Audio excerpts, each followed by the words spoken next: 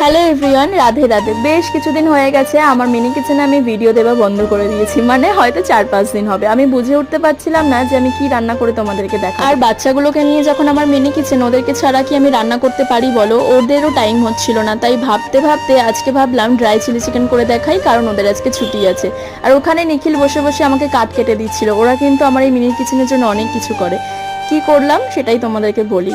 প্রথমে ছোট ছোট চিকেনগুলো ভালো করে মাখিয়ে নিয়েছি, ঘরোয়া মশলা দিয়ে একটু কর্নফ্লেভার দিয়েছি। ডিমটা ছাড়াই আমি পকোড়াটা বানিয়ে নেবো। তোমরা হয়তো এবার ভাবছো জায়গাটা কি করে চেঞ্জ হলো। আসলে রান্নাটা শুরু করতে না করতেই এখানে বৃষ্টি চালু হয়ে গেছিল, তাই ঘরের মধ্যে আবার জিনিসগুলোকে নিয়ে আসতে হলো।